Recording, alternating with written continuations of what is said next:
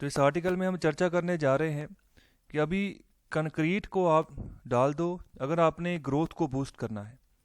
तो जो shovel ready projects हैं उनको आप जो है टॉप प्रायोरिटी पर रखो कि सबसे पहले उनको हमने कंप्लीट करना है और लागू कर देना है।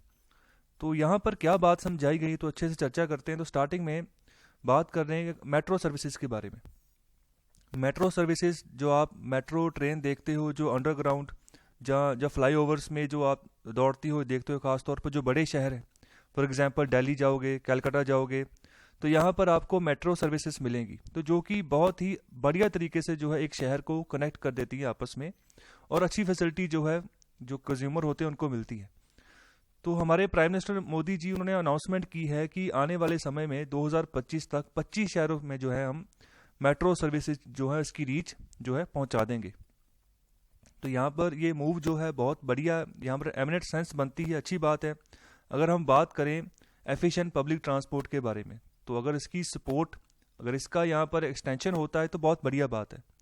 आगे बात कर रहे हैं कि अगर हमने for the purpose of boosting growth, अगर हमने शॉर्ट टर्म में एक अच्छी ग्रोथ जो है उसको बूस्ट देना है, तो यहाँ पर हमें क्या करना होगा, जो शॉवल रेडी प्रोजेक्ट्स हैं, कहने का मतलब ऐसे प्रोजेक्ट्स जिनकी जो डिटेल प्रोजेक्ट रिपोर्ट है वो रेडी हो चुकी है, मतलब बनकर तैयार हो चुके हैं, और दूसरे जो है ऐसे प्रोजेक्ट्स जिनके लिए जो ज़मीन एक्विजिशन का जो काम है, लैंड एक्विजिशन का जो काम है वो ख़त्म हो चुका है। तो हमें क्या करना चाहिए, इन्हीं प्रोजेक्ट्स को अभी प्रायोरिटी देनी होगी, ना कि नए प्रोजेक्ट्स को। तो पहले, कहने का मतलब जो पहले बनकर रेडी हैं, जहाँ फिर जिनके लिए जो ज़मीन रिक्वायर करनी थी उसका काम ख़त्म हो चुका है, अगर अभी उनके ऊपर कंस्ट्रक्शन का काम शुरू होगा, पहले उनको कंप्लीट कर लो, पहले आप अच्छे से उनको कंप्लीट कर लो, तभी क्या होगा, तभी जो है इन्वेस्टमेंट आने वाले समय में रेस होगी। अगर आप नया प्रोजेक्ट कोई शुरू करोगे तभी उसमें नई इन्वेस्टमेंट जो है वो भरमार तरीके से आएगी, तभी जो है अच्छी डिमांड क्रिएट होगी, और जो कंपनीज हैं जो यहाँ पर इन्वेस्टमेंट करेंगी भी, उनका यहाँ पर दिवालिया नहीं निकलेगा, आने वाले समय में दिवाला नहीं निकलेगा। तो इस तरीके से आप काम करो। कहने का मतलब जो शॉवल रेडी प्रोजेक्ट्स हैं उनको प्रायोरिटी दे दो कि पहले उनको अगर खत्म हो गए तो इम्प्लीमेंट कर दो, अगर लैंड एक्विजिशन का काम हो गया तो उसका कंस्ट्रक्शन का काम शुरू कर दो। तो पहले उनको कंप्लीट करो, उनको प्रायोरिटी दो, अगर अच्छे से हमने ग्रोथ को बूस्ट देना है। तो कहने का मतलब ये है, पैंडेमिक की वजह से वैसे ही इकोनॉमी की हालत ख़राब हुई थी, नेगेटिव में ग्रोथ है, अगर अच्छे से इस समय में निकलना है ना, तो हमें प्रायोरिटी उन प्रोजेक्ट्स को देनी है जो बनकर तैयार होने के कगार पर खड़े हैं। तो आगे यहाँ पर बात कर रहे हैं जो नए मेट्रो प्रोजेक्ट्स हैं, उसके लिए क्या करना होगा, हमें लैंड एक्वायर करनी होगी, जो है राइट जो है वो यहाँ पर अपने पास लेना होगा कि हम जो है यहाँ पर ज़मीन लेना चाहते हैं। तो इस सारे प्रोसेस के लिए भी 2 या 2 से ज़्यादा सालों का समय लग जाएगा। तो इसीलिए ऑथर बात यहाँ पर कर रहे हैं कि पहले बने हुए प्रोजेक्ट्स को प्रायोरिटी दो। तो अभी 2 साल का समय और लग गया लैंड एक्विजिशन के लिए, अगर नए प्रोजेक्ट लगाने हैं, हमने 2 से ज़्यादा साल का समय लग गया, तो फिर बात बहुत आगे चली जाती है। लेकिन बात यह है कि हमने प्रेजेंट सिचुएशन को भी कंट्रोल करके चलना है, तो हम ज़्यादा वेट नहीं कर सकते। तो यहाँ पर अभी जो नीड है वो यही है कि जो प्रोजेक्ट मैनेजमेंट कैपेबिलिटी है उसको आप बूस्ट करो, जो आपकी गवर्नेंस स्टैंडर्ड्स हैं उनको आप इम्प्रूव करो, खासतौर पे जो इनोवेशन का एनवायरनमेंट है उसमें। इनोवेशन मतलब कि नई टेक्निक्स लेकर आना, नई सोच लेकर आना, नई रिसर्च लेकर आना, नए इनोवेटिव आइडियाज़ लेकर आने, उसका एनवायरनमेंट अभी भी कम है।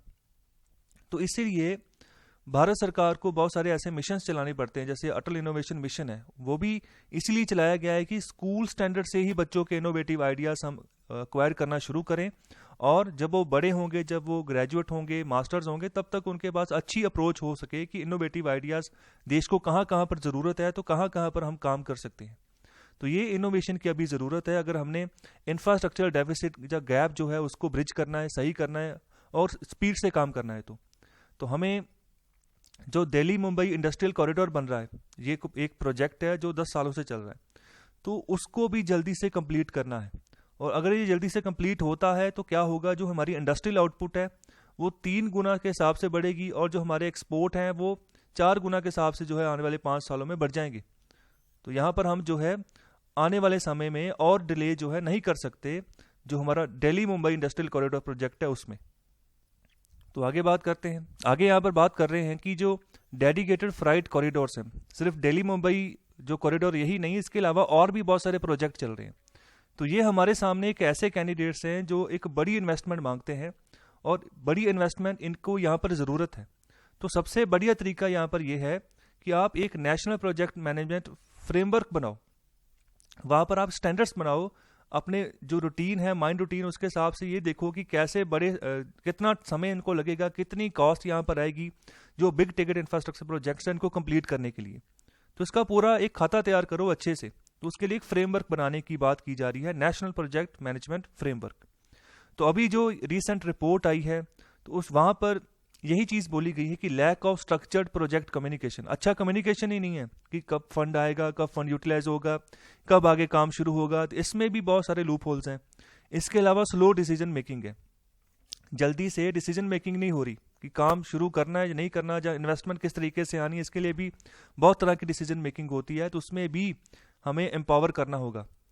तो यहाँ पर ये सब चीज़ें यही दर्शा रही हैं कि हमें एक क्लियर रिस्पॉन्सिबिलिटी चार्टर जो है वो बनाना होगा, जहाँ पर डिसीजन मेकर्स जो है उनको एम्पावर करें, उनको वेल ट्रेन करें और मोटिवेट रखें कि प्रोजेक्ट जो है वो अच्छे से एग्जीक्यूट हो सके।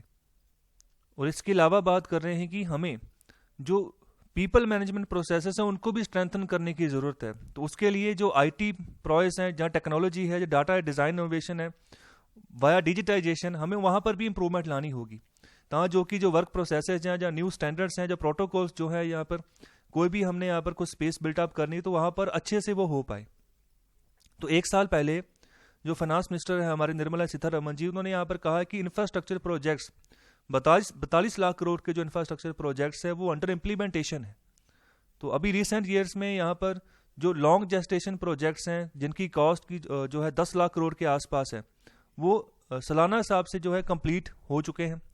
और यहाँ पर यही आस लगाई जा रही है कि अभी आने वाले समय में और हम बढ़िया कर सकते हैं, तभी जो है अच्छे से ग्रोथ के लिए इन्वेस्टमेंट जो है आने वाले समय में आएगी।